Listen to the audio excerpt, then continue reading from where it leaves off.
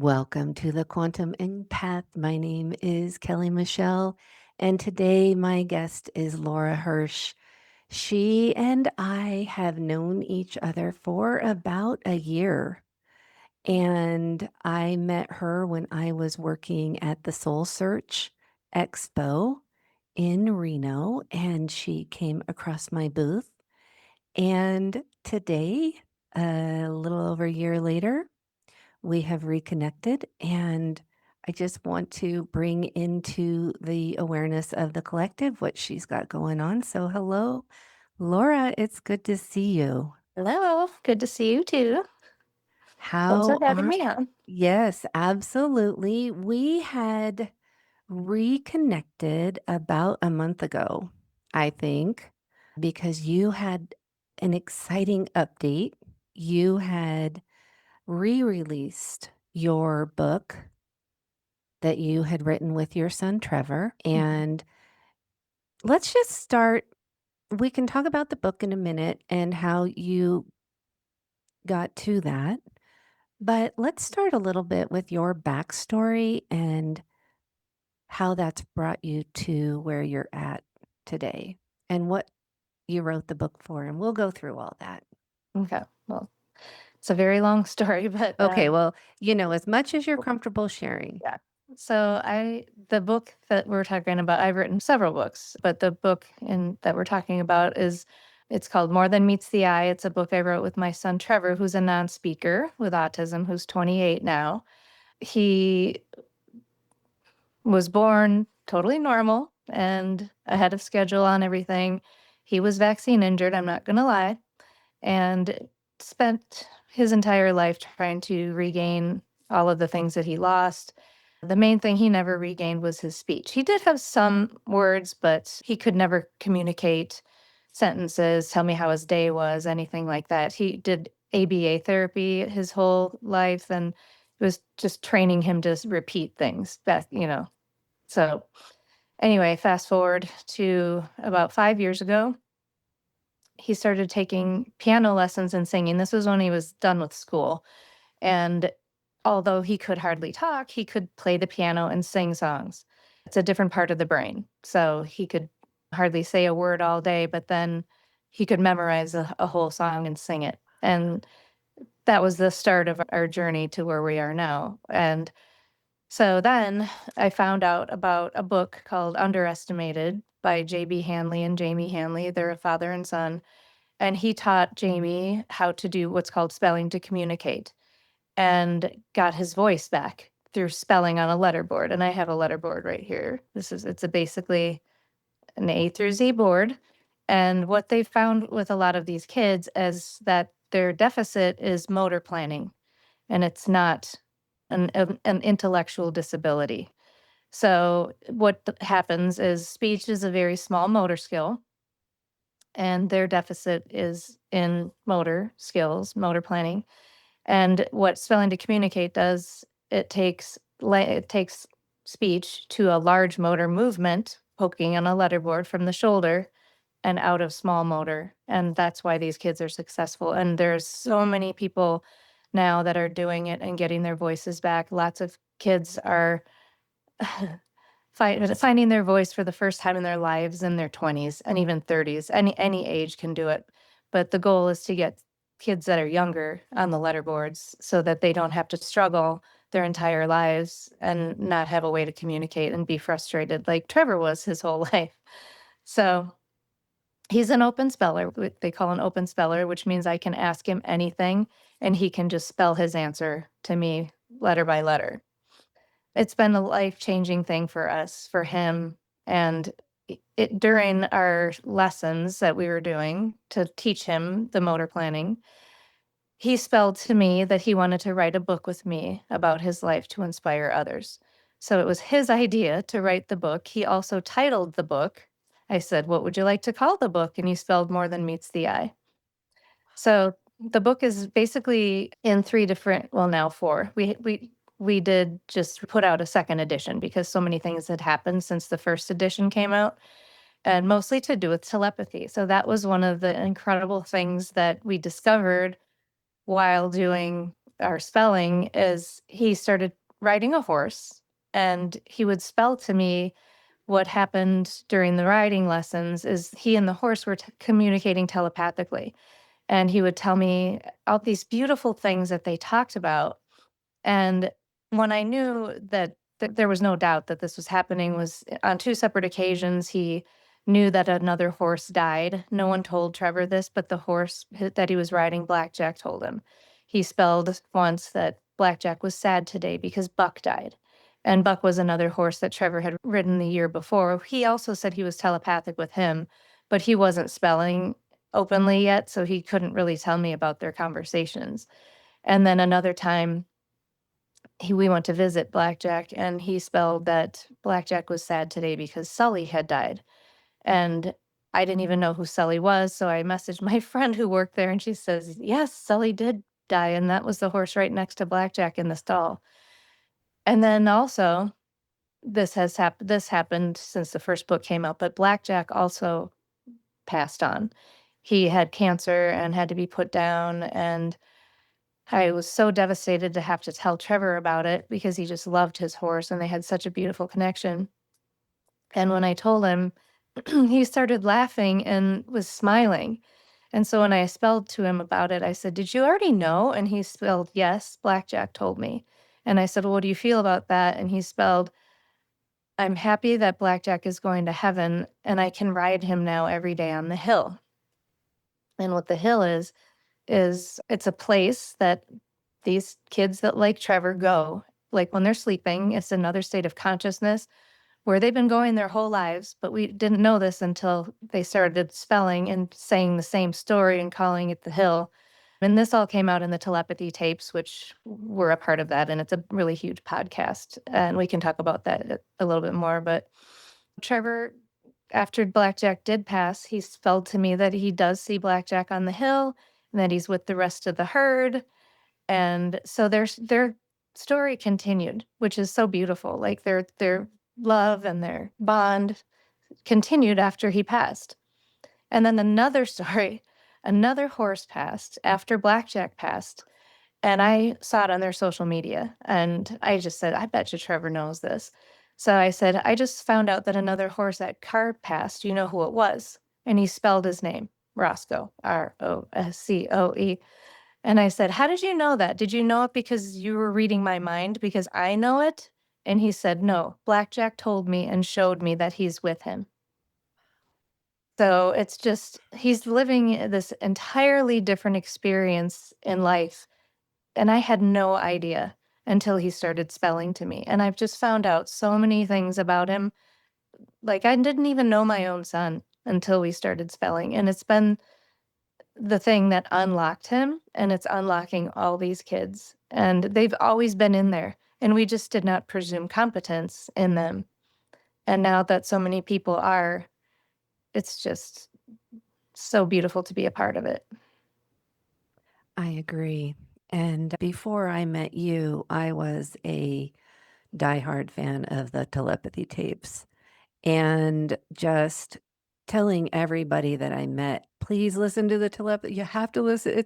It's the most magical and amazing and eye-opening show to listen to and to find out how smart, intelligent, genius level these kids are. And they're not even kids, they're adults, they're souls, and they're just so incredibly tapped into the source consciousness. Hmm. And as people who have a speaking voice, for us to communicate, it's fairly quick. But for them to communicate, to spell the things out, especially because I've listened to Trevor's episodes and they were asking him some pretty tough questions and he was spelling out some pretty long answers. Hmm. And I was just thinking, "Oh my gosh, he doesn't need to prove himself. He obviously knows what he's talking about."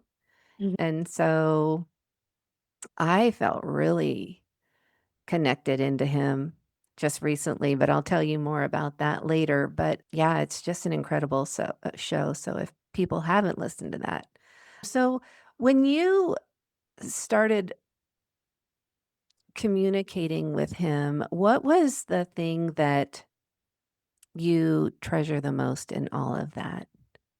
What's it opened up for you? A lot. Mostly just all these kids like Trevor are just, like you said, they're genius level. I think they're here to teach us a lot, like more just opening up the rest of us to what life is all about and consciousness and that we're eternal beings. And so many, I think that's why the telepathy tapes is so popular is it's just opening up the world's eyes to not just who these kids are, but all of us are and the potential of all of us.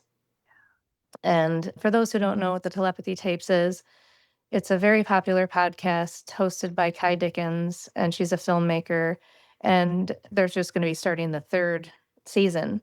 So we got started in it because we used to do work with this. She's a teacher, and she was in the teacher's episode of the telepathy tapes where she was communicating telepathically with one of her students. And we worked with Susie Miller, is her name.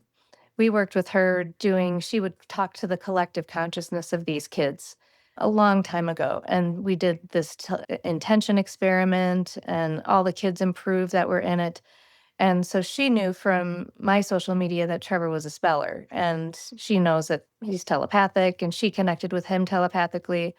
So they were doing a spellers episode of the telepathy tapes, and we were included in that. So Kai asked all the kids the same questions, and all their answers are in the episode. It's episode 10 of season 1. And then after that, Trevor and I started doing music telepathy. And the way it came, how it happened was pretty crazy. I had a dream that I could sing a song in my head and I could ask Trevor to hear it. Like he could hear me telepathically singing it and spell the song to me on his letterboard. So after I had the dream, I go running in his room, woke him up, and I said, "Oh my gosh, I just had this dream that I could sing a song in my head and you could hear it and spell it. Let's try it." So I started singing his favorite song to play on the piano. It is Puff the Magic Dragon. So in my head, not out loud, I just sang a little bit of the chorus. It's just Puff the Magic Dragon lives by the sea. Hand him his board and he starts spelling Pufftem. And I'm like, oh my God, no way. So then I said, okay, let's try another one. And so his favorite band is Duran Duran and one of mine too. And so I started singing Rio, the chorus, just her name is Rio. And I give him the board. What song is that? RIO. And then I said, who sings that? Duran Duran, he spells. So that started this whole music telepathy. So we've done hundreds of songs by now, and I've written it all down. I'm a meticulous note taker. And so then I reached out to the telepathy tapes because I just thought this was incredible. This was nothing like they've ever showed anybody doing. And so they came out here, one of the producers, Catherine Ellis, and then Dr. Jeff Tarrant, who we had been working with at a distance doing telepathy testing. And Trevor got everything right at a distance, even. And I'll talk about that in a second. But they came out here and tested us. They actually used Chat GPT to pick the songs, so it wasn't even songs that I chose. And Trevor got them all right. Like in the episode, we did a talk tracks episode, so it's in between seasons 1 and 2, and it's just about us and the music telepathy. And they also use a random number generator to generate 6-digit numbers, and I'd just say the number in my head, and he would spell the numbers. Got them all right. But the odds of getting all of them right are impossible. So it proved that we are indeed telepathic with each other. Yeah. And even at a distance, so Dr. Tarrant lives in Oregon, and Trevor and I each had a computer. Jeff would send a random number, a random word, or a Zenar card, and I would just say it in my head. And Trevor would have a letterboard on the computer that he would have to point. And again, we'd do 5 of each, and he got every single one right. So Yeah. so it was different ways of testing our telepathy, so in person and distance. So that's all featured in our episode of the talk tracks. That's Then amazing. we were also in the third a third episode. It's in season 2. I think it's episode 5 on animal telepathy. And I'm right at the beginning talking about a lot of the stories with animals and especially with Blackjack. Okay, we'll have to link those in the show notes for people. Yeah, I am a huge fan. And there's the gentleman who is speaking with the Alzheimer's Mhm. patients because he was able to telepathically communicate. And then the girl who could speak to plants. And it's just, Mhm. it's amazing. And if I wasn't working in the quantum myself, it might be harder for me to believe. But then all this information for me does is confirm the experiences that I've been having for several years, Mhm. which might be a good lead into when you and I met. I was Mhm. so excited because I wanted so badly to share the egg with you and Trevor and see. I had heard so many good things about the egg, but I hadn't really ever experienced it. So you came and tried it, full disclosure, and you did have a little bit of a detox symptom Mhm. and felt like you got a little bit of a cold. And you're like, no, Trevor is good right now because he has some other things that he's working on. And so you wanted to wait. And so I think me having some time under my belt to do some of the different work that I've been doing in the quantum with the egg, and then you reaching out to let me know that you had released your book. I said, hey, are you guys ready to try the egg yet? And I sent you some distance services Mhm. to you and your mom and your other son Mhm. and Trevor. Can we go into how that kind of all felt for you guys and what your experience was? Yeah, and even the house In the and our house. We dog did the house. Yeah. and Lulu, our pug. Yeah. So, I mean, Trevor's super sensitive to energy, so he feels distance healing and can spell to me what he felt. And one of the things we've been struggling with here, here at this house, and Trevor sees spirits. He's very clairvoyant. He's clairaudient. He's everything, feels everything, sees everything, senses everything, hears everything. And so we have, and he's spelled to me that there's a spirit that kind of came with the house, and you had done your thing to try to figure out what was going on in the house and the vibration of everybody in the house. So the house was at a low vibration, and it's a gorgeous house. You'd never know that there was a spirit here. So Trevor spelled that there was a spirit here that's haunting him. And he even named him, and it's a weird name, but he kept spelling this word Tiade, Tiad. And he said that's the name of the spirit that's been haunting him. And out of nowhere, Trevor will just get really upset. He'll hit his wall, he'll run down the hall, and he'll spell that it was Tiad. And sometimes he'll see him outside, sometimes he'll see him inside. And then after the first distance healing with the egg, he spelled that Tiad has gone to the other side. Like it was a spirit that was trapped here. And Trevor, after that, was really calm and he didn't see Tiad anymore. But then after maybe it was the second or third one, he said he saw him again outside, but that he comes and goes now.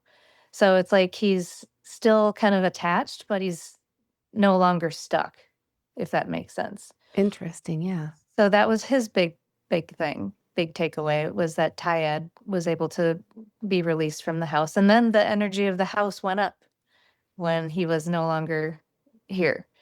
Trevor never would go outside. Like we've lived here 3 years and he would say that he sees him outside his room and his bedroom window faces that outside. And he used to go outside all the time at our old houses, but here he was afraid. He said he was afraid to go outside in the backyard.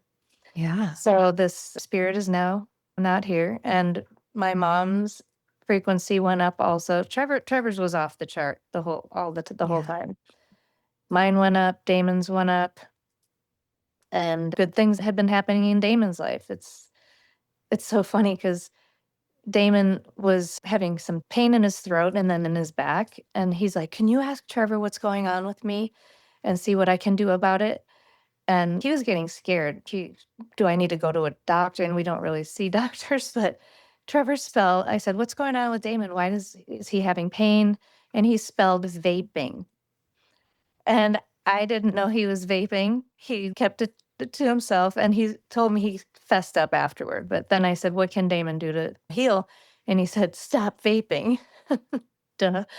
But then we also used some essential oils and stuff to, and now he stopped. He went cold turkey. Then he said, "I did a little bit," but then just the other day he said, "I'm proud to say that I'm not doing it at all anymore." And it all came from Trevor spelling and calling him out, basically. And he said, "Yeah, I've been vaping for years now, every day."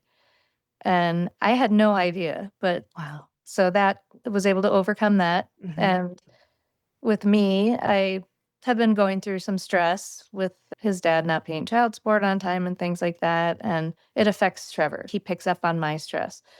So I've been trying to work on my stuff, and my frequency went way up too. My mom was grieving and trying to hide her grief. She's lost two children in 5 years. My brother died in 2019 and my sister died a few years ago, so she just kinda keeps all that in and doesn't want anyone. And so once I brought that up, she released it, and she knows all about the spiritual stuff, and Trevor always spells that he sees them, and that's very comforting to her.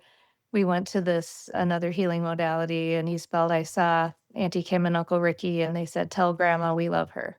Oh. So he's a medium. I mean, he's Yeah. able to see people and pass along messages, and that was another huge eye opener for me. And one of the main ones, and I talk about all this in the book too, but my first husband died when I was 27, and Trevor never met him. He wasn't born yet, but he spells his name all the time, and his name's Darren. And I said, finally, he calls him one of his angels. And I said, "How long has Darren been one of your angels?" And he spelled, "Since before I was born." And I was like, "Okay, wait a minute." And I said, "So, what does that mean? That you had past lives together?" And he said, "We've had many past lives together." And I said, "Anything else?" And he spelled, "He's my number one protector." So to me, it's like they had a soul contract before Trevor came into my life as my son, which we also have a soul contract of being mother and son. But Darren also agreed that he was going to protect my son, knowing what his life was going to be. Yeah. So, That's beautiful. so comforting, just. And I wouldn't have known that if Trevor hadn't spelled it to me. Yeah. There's no way I would have. Well, I guess seeing a medium, another medium could have brought through that information, but for it coming through Trevor. Absolutely. There's a lot more reassurance because I do soul contract readings for people Mhm. when they work with me. And it is interesting how the dynamics between families, it runs deep. And so I know that one of my ex-boyfriends is an ancestral soul contract. And that's why my mom is so attached to him because she and him had soul contracts and he was her son in another life. And that's why she's still, kind of attached.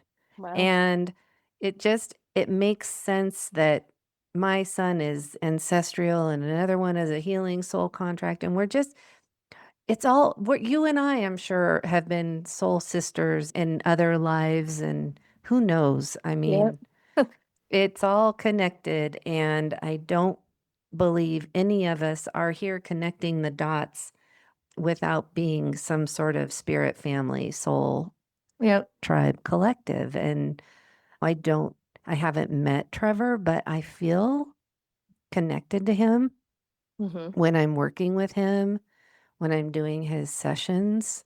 I literally feel like I'm communicating with him. He Yep. is so, he is so high vibration that I, it's interesting. I can just say it's interesting. When I'm talking to somebody who is maybe still on the Bovis scale. So when we talk about the charts, we're kind of talking about how high someone is vibrating and he vibrates off the charts. Mhm. And so he's just full, oh my goodness, amazing. I cannot wait to meet him. I know. I'll have to have him come and And do the egg in yeah, person. you and him and mom and you guys can all come in and we could even just have you guys do a little family session. So I would love that. Yeah, that'd be But awesome. how should people get a hold of you? I have a website.com, so it has a lot of things on there. So all my books I've written are on there. It has links to get them if you want to buy them. Also, I have videos of us spelling together and Trevor playing the piano and singing Puff the Magic Dragon at a recital, and all the podcast interviews I've done prior to this about our book. And actually, here's the book. If you do get it, make sure you get the second edition.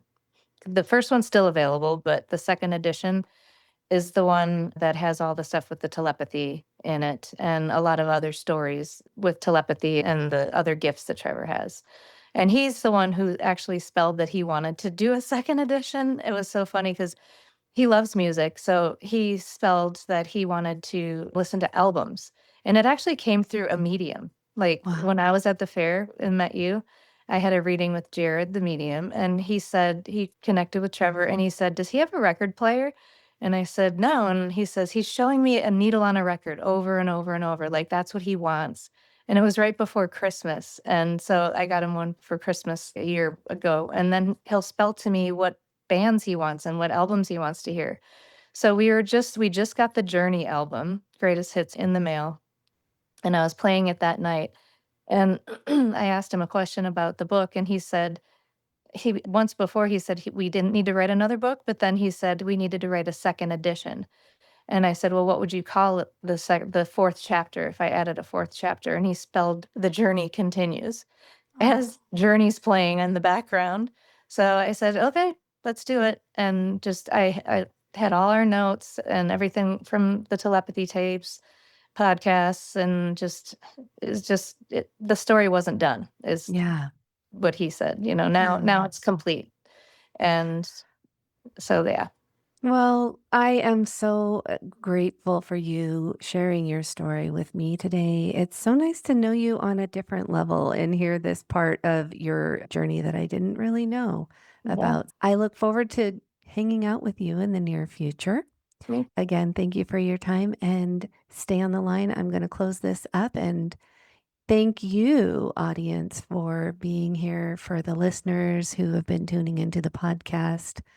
I appreciate you guys tuning in. I'm going to try and get Laura to send me all these links so you can find information in the show notes. And we will catch you all in the next episode.